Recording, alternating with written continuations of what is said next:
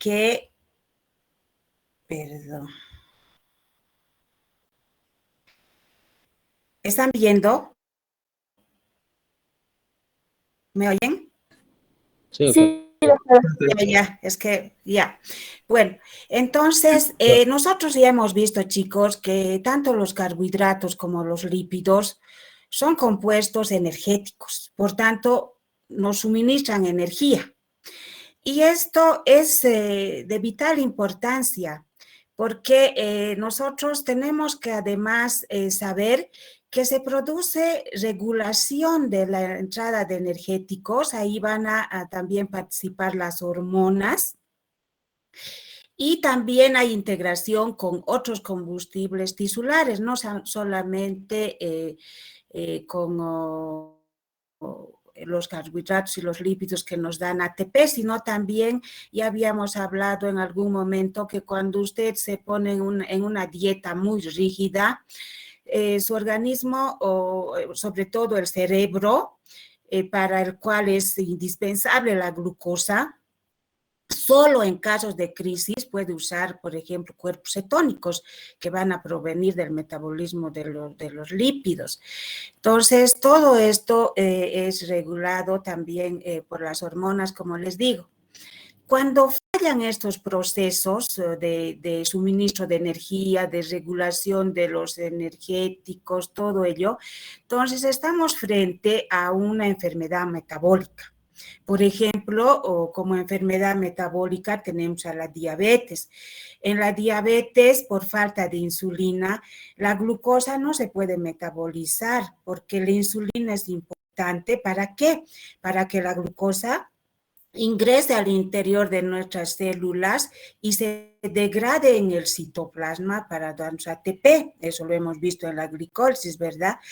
Pero cuando falta insulina, ¿qué va a ocurrir? Vamos a tener mucho azúcar circulando en nuestra sangre y no se está utilizando. Ahora, también es importante que nosotros repasemos algunas cosas que son importantes. Aquí les he colocado algunas nociones generales. Por ejemplo, nosotros como humanos y los organismos superiores nos caracterizamos por una diferenciación celular y por una repartición de tareas. Por ejemplo, tenemos nosotros células nerviosas, tenemos células renales, hepáticas, cardíacas, tenemos los enterocitos en nuestro intestino. Entonces, cada una de estas células tiene una tarea.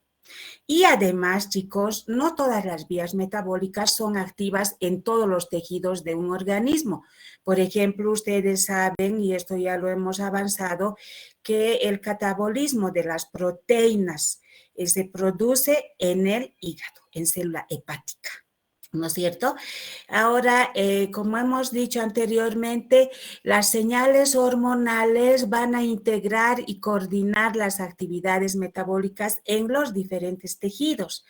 Como ejemplo tenemos el rol integrador de las hormonas de epinefrina, glucagón, insulina, la TSH, que es la hormona del crecimiento, los glucocorticoides también, que van a interaccionar, ojo, para coordinar el metabolismo energético entre el hígado, el músculo y el tejido adiposo. Y esto lo vamos a ir viendo gradualmente. Aquí les he puesto en la próxima diapositiva con más detalle a qué se refiere esto. Esto de la integración, de este rol integrador de las hormonas. Por ejemplo, si hablamos de los carbohidratos, las catecolaminas, como la epinefrina, activan a la fosforilasa hepática y muscular y favorecen la degradación del glucógeno. Por ejemplo, cuando uno está muy estresado, muy nervioso, esto va a ocurrir y van a aumentar los niveles de glucosa en nuestra sangre. Porque justamente la diabetes de tipo emocional se da por este problema. Luego vamos a ver también que el glucagón, que es otra hormona, es hiperglicemiante, va a aumentar la glucosa en la sangre y en cambio la insulina tiene que disminuir. para que cosa a las células, ¿no es cierto? Entonces, las catecolaminas favorecen la síntesis de adenosín monofosfato cíclico a través de ATP, activando a la fosforilasa. Y hay dos tipos de fosforilasa, una fosforilasa hepática, que aumenta el aporte de glucosa a la sangre. Y también tenemos a la fosforilasa muscular, porque a partir de este glucógeno que hemos dicho que se van a liberar glucosas, se van a formar piruvatos, porque ustedes saben la glucosa hasta qué metabolitos se degrada, hasta piruvato, ¿no es cierto? Y saben que tiene varios destinos el piruvato. En condiciones aeróbicas va a entrar al ciclo de Krebs y en condiciones anaeróbicas se va a transformar en ácido láctico. Y este ácido láctico que se forma en el músculo puede volver a ser oxidado en el hígado y así nuevamente se favorece la síntesis de glucógeno. De nuevo, este es el ciclo de Cori que les expliqué también en metabolismo de glúcidos. Entonces estamos viendo este rol integrador. Ahora, justamente estas catecolaminas también son capaces de liberar ácidos grasos a la circulación. Estos ácidos grasos que van a proceder de la hidrólisis de los triglicéridos, porque ustedes saben de qué está formado un triglicérido, de glicerol y de ácidos grasos. Y en forma de triglicérido nosotros almacenamos esta grasa en nuestras células adiposas. Y ahí justamente se va activando una lipasa, que después les voy a mostrar un esquemita, que se va a convertir mediante el AMP cíclico y la proteinquinasa. Se va a activar, perdón, no se va a convertir, se va a activar. De su forma inactiva, ustedes saben, siempre se tiene que activar la enzima, si no, no hay metabolismo tampoco, se para. Justamente, resumiendo, la epinefrina, el glucagón son hormonas hiperglicemiantes, aumentan el azúcar en la sangre. Y la insulina es más bien hipoglicémico, va a disminuir el azúcar en la sangre, porque justamente va a conducir a la glucosa al interior y de las células y en la sangre va a disminuir. Por tanto, decimos que el mejor modulador para regular el azúcar en sangre es la insulina. Ahora, en todo esto que hemos estado hablando de la interacción que va a haber en el hígado, en el músculo, en el tejido adiposo, justamente el hígado tiene un rol muy importante. Este es su rol central, chicos, y esto es muy importante que me atiendan, porque una de las funciones principales del hígado es asegurar, vía la sangre, el aporte de precursores metabólicos y de energía a otros órganos. Desde el hígado se va a repartir a los órganos extrahepáticos. Fíjense en esta figurita. Acá tienen la circulación linfática en verdecito. Ahí están viajando los kilomicrones cargados de grasa. Y luego por la vena porta, que es esta que ven acá, esta blanquita, están viajando aminoácidos. Aquí están aminoácidos, monosacáridos, ácidos grasos de cadena corta. Y de ahí entonces se va a repartir luego a los órganos extrahepáticos. Es decir, que el hígado va a recepcionar estos nutrientes, y aquí les he colocado salvo ácidos grasos largos, son ácidos grasos cortos que va a recepcionar, que van a provenir de la alimentación, ¿no es cierto? Y eso es lo que luego va a repartir a los órganos. Entonces, entre las comidas, el hígado va a vertir a la sangre las biomoléculas indispensables para los otros órganos. Entonces, muy importante este rol del hígado. Esto que va a asegurar que nuestros órganos extrahepáticos puedan tener energía para seguir trabajando. Ahora, esto es más que todo un pequeño recordatorio de cómo se metabolizan los ácidos grasos en el hígado. Sigan los numeritos. Acá tenemos ácidos grasos en el hígado, el número 1. Estos ácidos grasos se van a metabolizar mediante el ciclo que se llama beta-oxidación. Por beta-oxidación, ¿hasta qué molécula vamos a llegar? Hasta acetilcoenzima A. Ahora, esta acetilcoenzima A tiene varios destinos, fíjense. Primer destino, fíjense el número 1.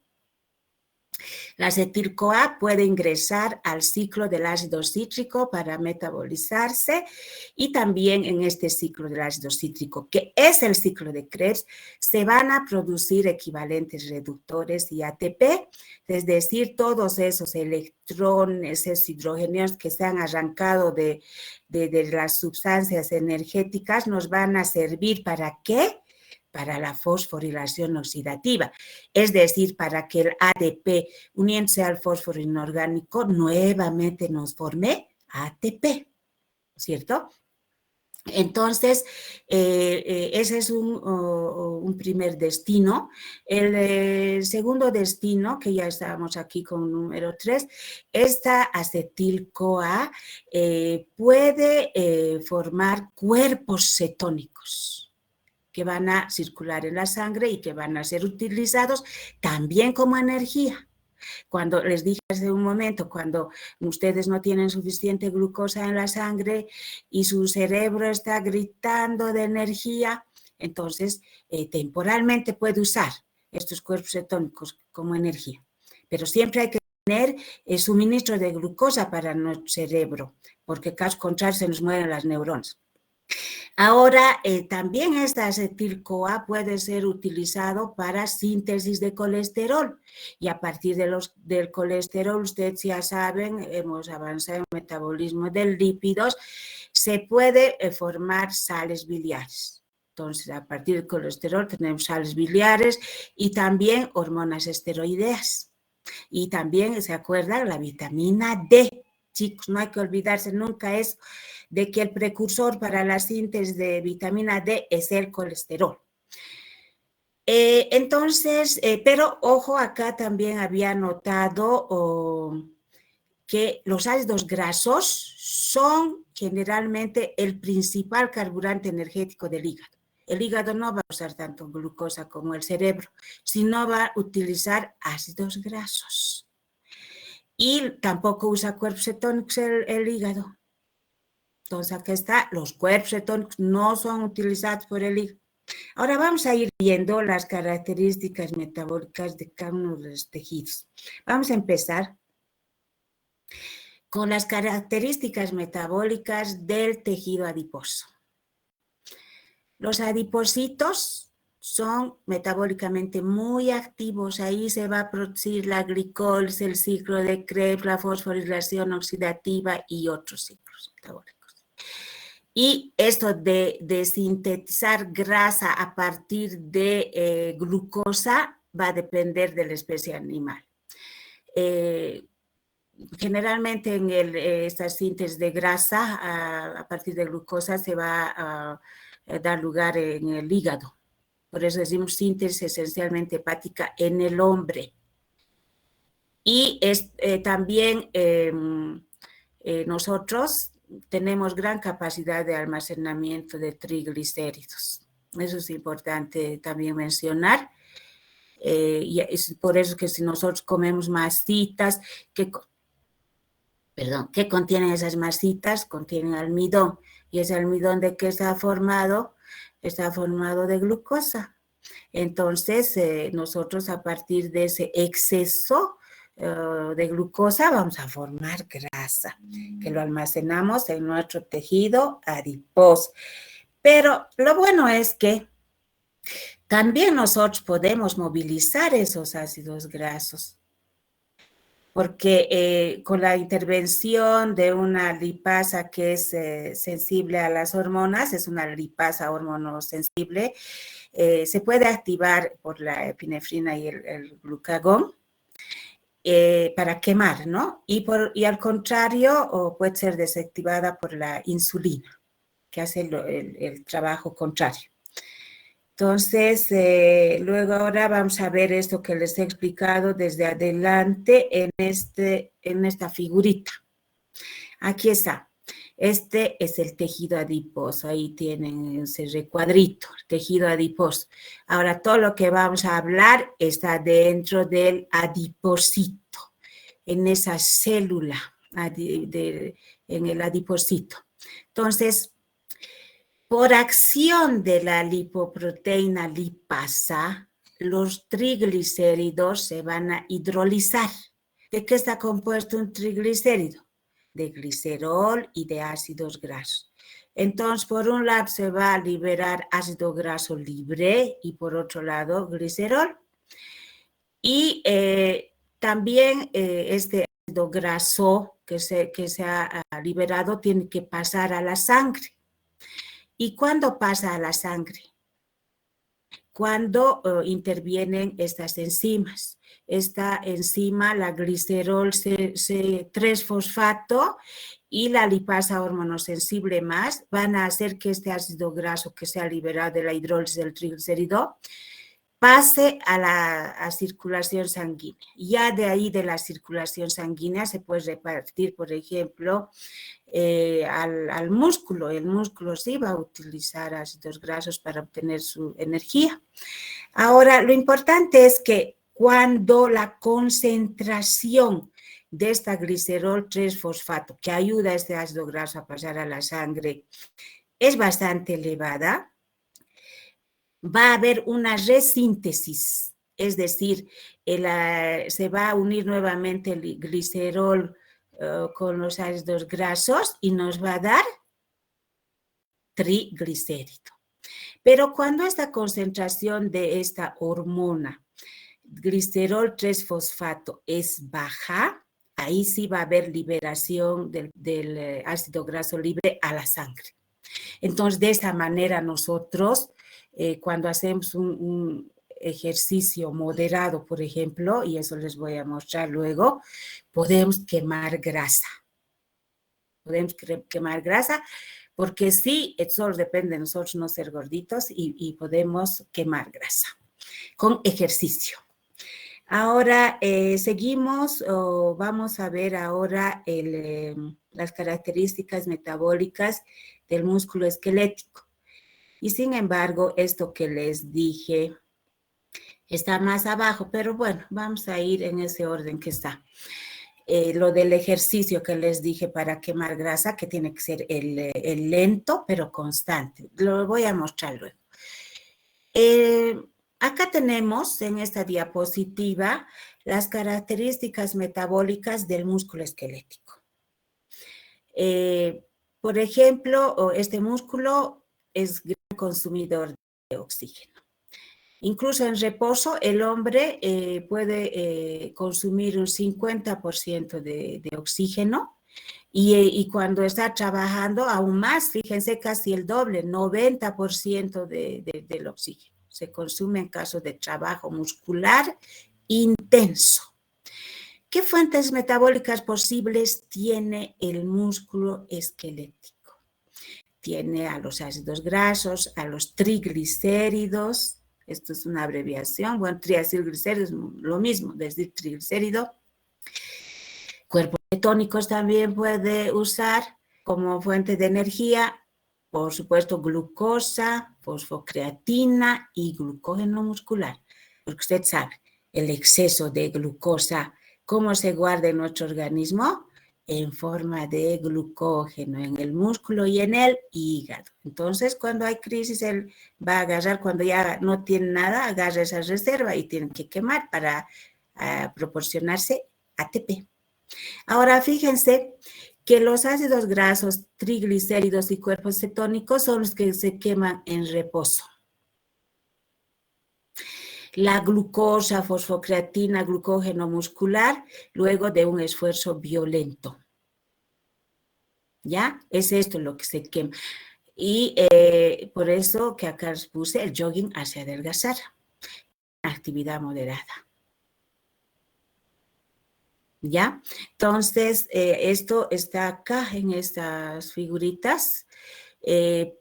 Para adelgazar, se debe escoger un ejercicio aeróbico prolongado y moderado o un ejercicio aeróbico más corto e intenso. Entonces, la respuesta es que en caso de ejercicio relativamente intenso, igual si es aeróbico nada más, el músculo utiliza en parte el glucógeno, los triglicéridos intracelulares y la contribución de ácidos grasos libres en la circulación provenientes del tejido adiposo es modesto. Eso que habíamos visto acá y lo vuelvo a repetir, ¿no es cierto? ¿Cuándo va a haber liberación de quemando? Cuando haya un ejercicio moderado. ¿Listo? Entonces, aquí está el ejercicio corto e intenso.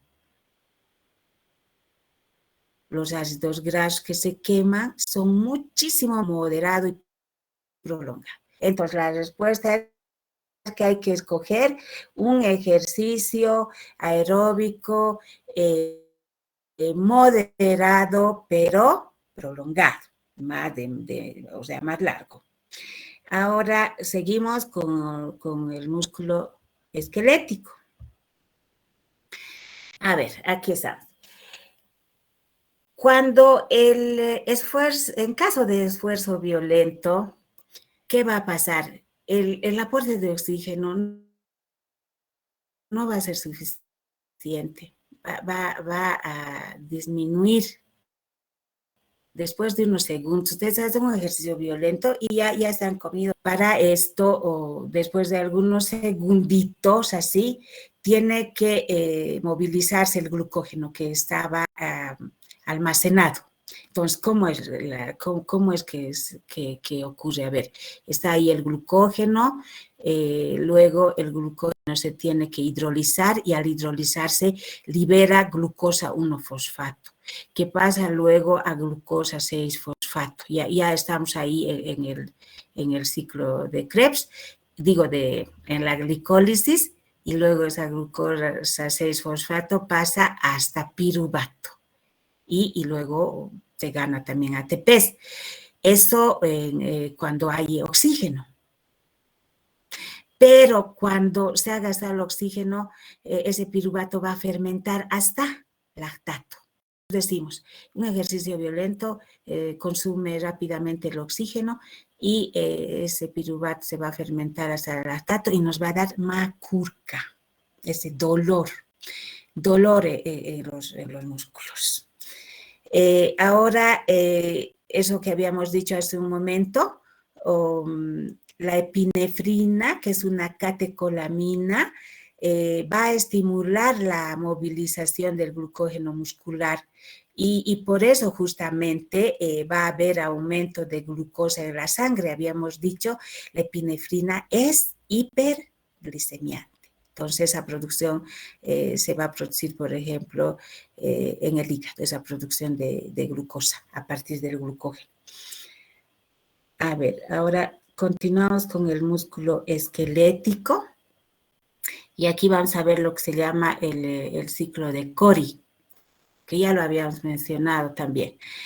Fíjense que si va a haber producción de lactato, entonces va a disminuir el pH, se va a hacer más ácido, por eso también el dolor muscular, porque fíjense, de un pH de 7 está bajando a 6.4, ¿ya? Entonces, este lactato que se ha producido, que está en los músculos, fíjense acá, tienen el lactato, nuevamente puede regresar vía la sangre hasta el hígado. Y en el hígado se va a producir eso que les he dicho, la síntesis de glucosa por hidrólisis del glucógeno, porque ¿de qué está formado el glucógeno? El glucógeno es un polímero de moléculas de glucosa. Entonces va a haber una gluconeogénesis. Y ese es el ciclo de Cori.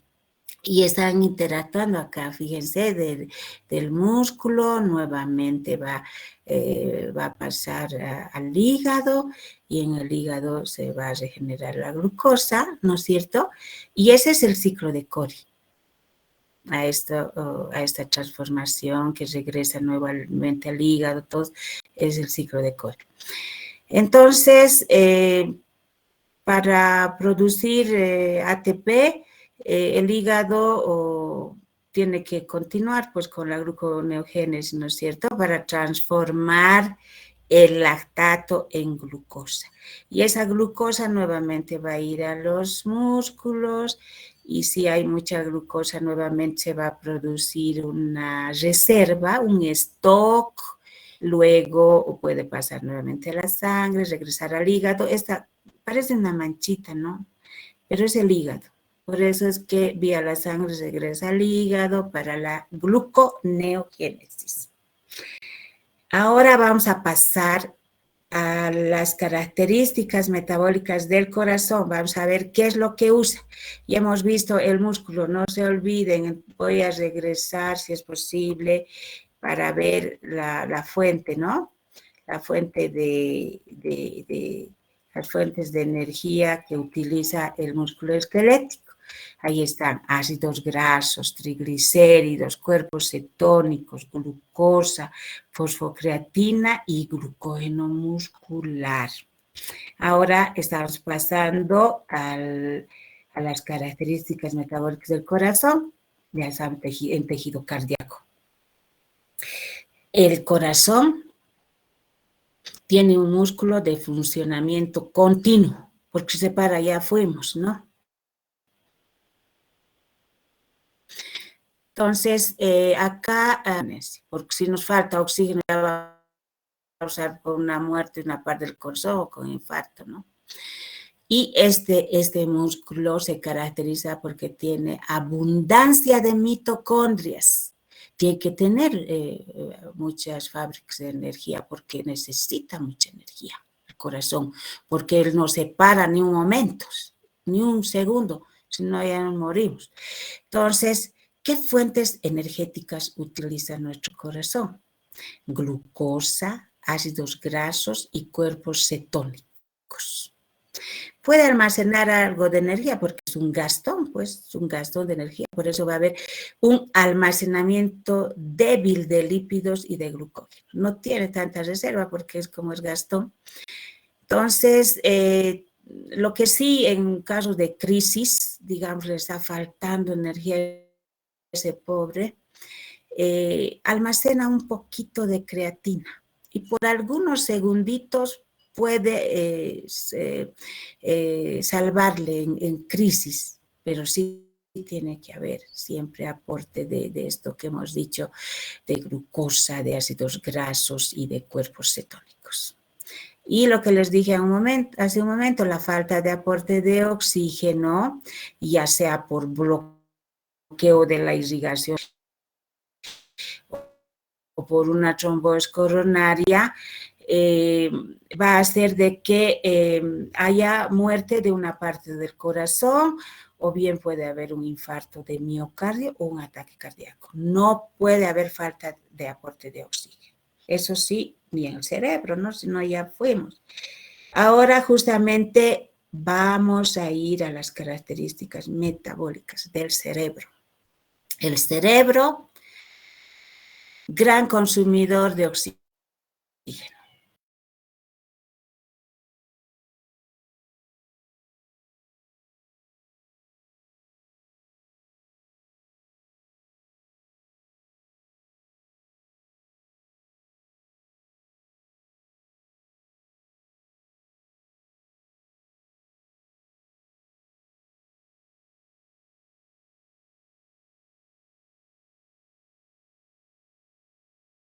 va a estar regulado por las hormonas, ¿verdad? Eso les ha quedado claro.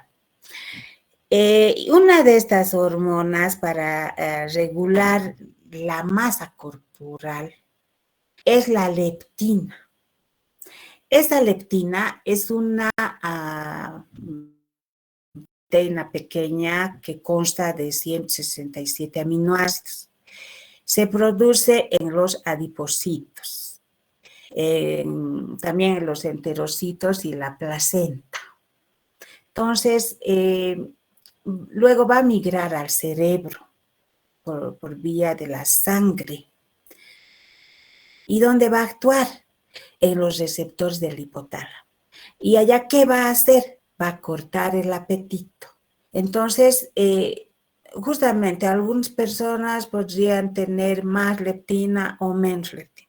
Por eso otros comen tanto y son tan felices, chochos y no engordan, ¿no es cierto? Porque realmente tienen esta regulación por medio de la leptina que está funcionando bien. Y en cambio en otros no, bueno, también hay otros problemas, ¿no? Pero cuando se trata de la leptina, que va a cortar el apetito, eso, si uno lo tiene perfecto, es feliz, chocho. Entonces, a ver, creo que acá tengo una diapositiva. Ahí está. A ver, tenemos el hipotálamo, ahí está, ¿ven? Está el hipotálamo. Ahí se va a producir la leptina, ¿no es cierto? Esa leptina va a...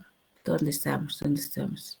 Acá, es justamente el receptor de la leptina está en el hipotálamo. Ahí está, ha ido al hipotálamo. Y luego es en el hipotálamo se van a liberar señales, aquí están las señales que van a regular el apetito. Justamente esas señales, ¿dónde están yendo?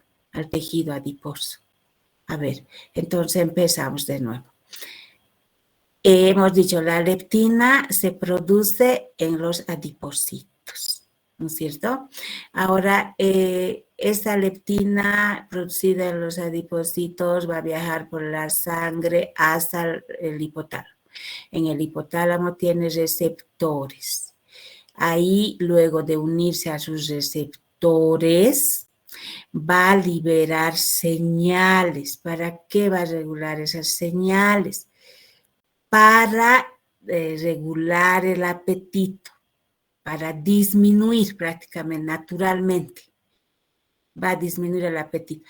Pero también acá, esto me estaba olvidando, que también la leptina puede estimular el sistema nervioso simpático. ¿Y eso en qué se traduce? Esa estimulación del sistema nervioso simpático. Se traduce en elevación de la presión, del ritmo cardíaco y la termogénesis en el tejido adiposo. Porque, ¿qué ocurre si teniendo disminución del apetito? Es como si tuviera mucha energía y no necesita consumir más, ¿no es cierto? Y eso, ¿cómo percibe esa sensación? Como que está muy bien, no le falta energía, su presión sanguínea más bien ha subido, no está baja, no está así que como debilucho y luego tiene que comer algo para obtener energía, y su ritmo cardíaco también está elevado, y además se está activando la termogénesis, se está quemando tejido adiposo. Entonces, así se integra todo esto de las señales hormonales que normalmente se producen en nuestro organismo. Pero ya en caso, como les había indicado hace un momento sobre la diabetes, en la diabetes tenemos la diabetes de tipo emocional, que es la más frecuente por estrés. ¿Y qué hormonas ahí van a ayudar a que haya más glucosa en sangre? La epinefrina y el glucagón. Y también el cortisol, que se llama la hormona del estrés. Eso va a ayudar a que haya más glucosa en nuestra sangre. Si hay más glucosa en nuestra sangre, entonces también tendemos a sintetizar más grasa. Al sintetizar más grasa, estamos aumentando los depósitos de triglicéridos en nuestro tejido adiposo. Estamos formando más rollitos. Y esto de la diabetes de tipo emocional es un problema muy frecuente. La mayoría no es tanto de origen genético y hereditario que lo tiene, sino porque está pasando por momentos de crisis. Pero ojo, una vez que la persona empieza a cuidar su dieta, su azúcar, incluso solamente puede controlarlo con la dieta y digamos máximo con hipoglicemiantes orales. Pero si ya la persona sigue con el estrés y sigue consumiendo también aparte grasa, carbohidratos, qué sé yo, ya entonces eso va avanzando y ustedes ya saben que después ya hay el daño ya en los tejidos, en los órganos. Un diabético mal controlado ya puede perder la vista, sus riñones se pueden bloquear, ya bueno, hasta ahí ya se murió, ¿no? También hay problemas cardiovasculares, por falta de circulación de la sangre, el pie diabético, no llegan las defensas, si hay alguna pequeña herida, entonces se necrosa el tejido, se muere, tienen que amputarle un miembro, ya sea su pie solo su dedo, qué sé yo. Pero esto del estrés es terrible. Y ustedes se han visto acá, bioquímicamente han visto cómo estas hormonas del estrés aumentan la glucosa. Son hiperglicemiantes. Bueno, eso es fundamentalmente, chicos, lo que les quería comunicar en esta lección. Entonces, este ya es un tema más para el tercer parcial. Y luego les voy a indicar cómo vamos a proceder, ¿listo?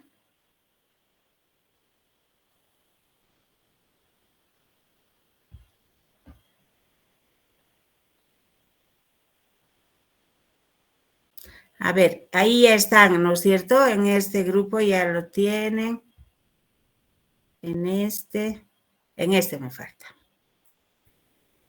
A ver.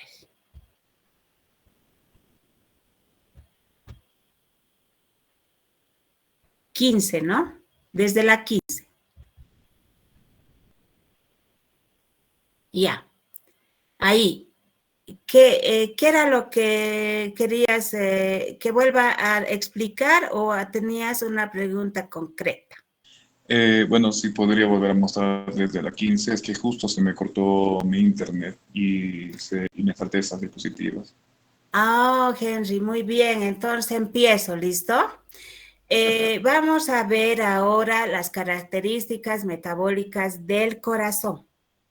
El corazón tiene un músculo de funcionamiento continuo. Él no se puede dar el lujo de parar ni un segundo. Es decir, que va a tener un metabolismo aeróbico en permanencia. Eso quiere decir que siempre tiene que haber aporte de oxígeno. Este músculo tiene abundancia de mitocondrias, porque como requiere de mucha energía, tiene que tener las fábricas de energía que son las mitocondrias. Entonces, se caracteriza porque contiene abundante cantidad de mitocondrias. Y como fuentes energéticas, el corazón puede usar glucosa, ácidos grasos y cuerpos cetónicos. Este músculo almacena débilmente lípidos y glucógeno.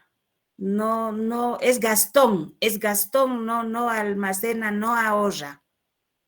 Por tanto, el almacenamiento de energía es bajo y lo único que puede almacenar también es la creatina,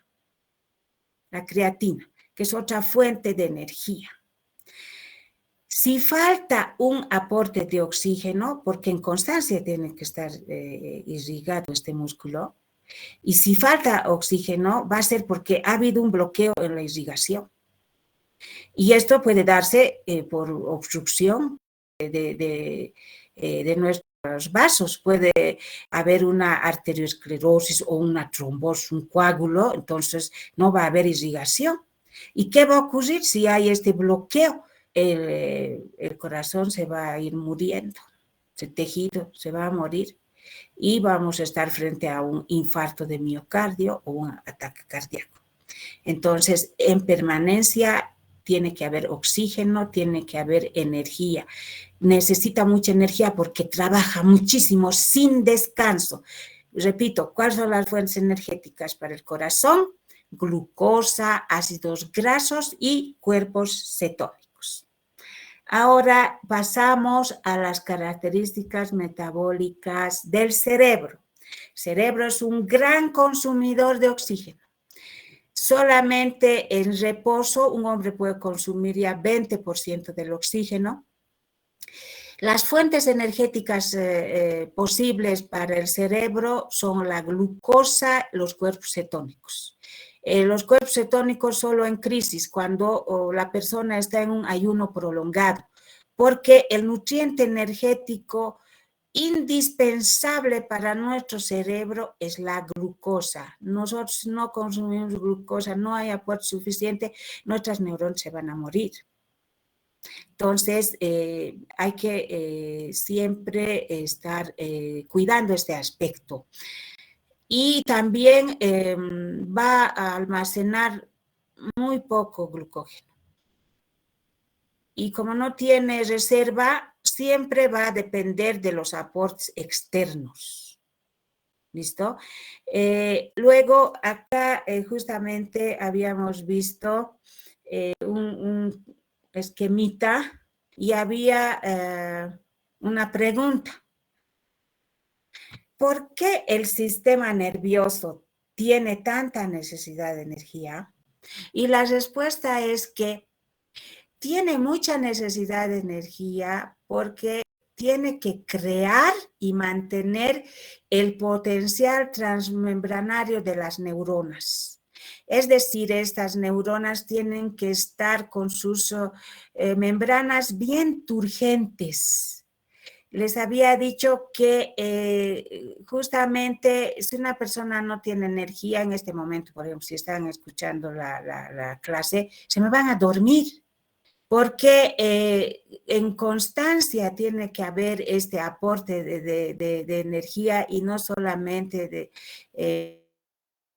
tiene que haber energía, sino que en estas células también se da ese dinamismo entre el sodio y el potasio para mantener turgentes estas membranas, porque constantemente en el cerebro se van a producir transmisión de informaciones que van a viajar y donde debe, y por tanto es un tejido con mucha necesidad de energía. A ver, ahora nos vamos a las características metabólicas de los glóbulos rojos.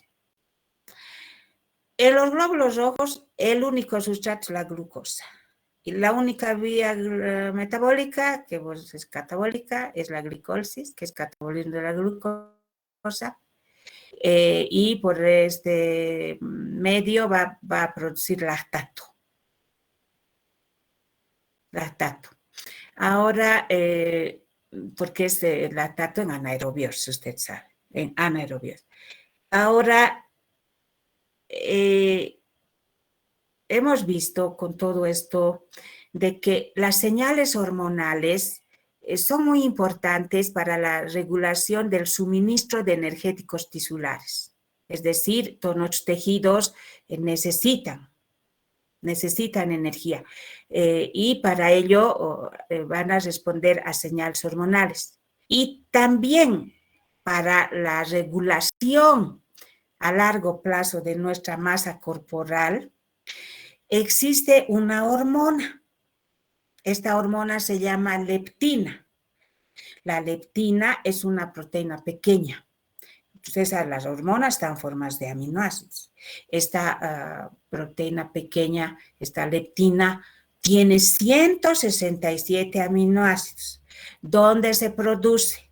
En los adipocitos. También en enterocitos y placenta.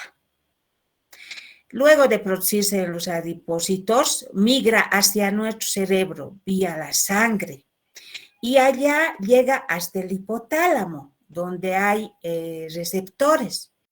Y en esos, una vez que se ha unido a los receptores, va a liberar señales. Y esas señales van a viajar.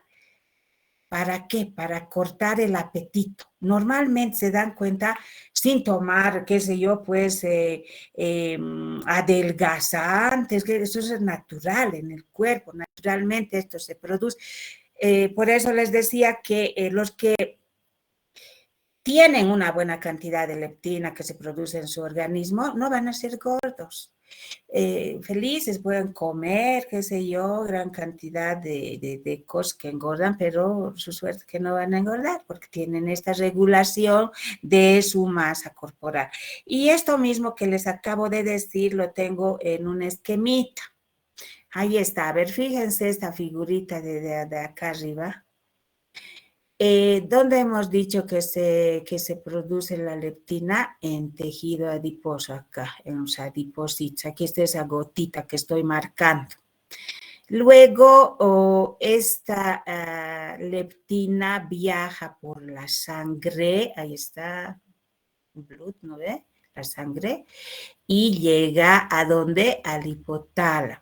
Ahí en el hipotálamo va a interactuar con los receptores y una vez que ha interactuado se van a liberar señales hormonales, neuronales. Y luego esas señales van a hacer que se corte el apetito. Pero también por otro lado les había dicho que la leptina estimula el sistema nervioso simpático, que se traduce en aumento de la presión sanguínea, aumento del ritmo cardíaco y termogénesis en tejido adiposo, ¿no? Y justamente acá, están las catecolaminas, una de las catecolaminas también se llama norepinefrina, es una catecolamina, y fíjense acá está la mitocondria, a ver, aquí está la grasita, la gotita de grasa que va a liberar ácidos grasos, donde se van a metabolizar los ácidos grasos acá en la mitocondria por medio de la beta oxidación, ¿no es cierto? Y esto va a ser favorecido por la norepinefrina. Esta es decir, se va a poder quemar grasa. Y les decía que entonces de esta manera, bueno, esta es la última diapositiva, de esta manera estamos viendo cómo interactúan las hormonas para poder regular el suministro de energéticos tisulares.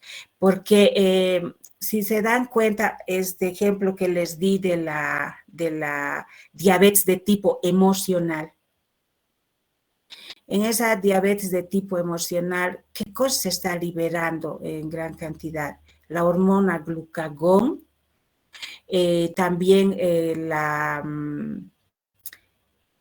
epinefrina, también por estrés se libera el cortisol, y estas hormonas hacen que aumente la glucosa en la sangre. ¿Y cómo va a aumentar esa glucosa en la sangre? Porque van a hidrolizar el glucógeno. Y el glucógeno, usted sabe, está formado de glucosa, entonces va a liberar gran cantidad. Y también la persona diabética es gordita, ¿no es cierto? Echar grasa. Ya, pero en un momento dado luego va a enflaquecer la persona, a aumentar la termogénesis. Es decir, va a quemar grasa. Y se va a chorrear el diabético. Les decía también que muchos tienen diabetes de tipo emocional. Y si no cuidan la dieta, sobre todo, y bueno, también tratan de manejar su estrés, entonces van a tener concentraciones elevadas en glucosa. Y ustedes saben que esa cantidad grande de glucosa que está circulando sin utilizarse, está inutilizada, va a ir a glicosilar nuestros tejidos. Y por eso es que, por ejemplo, las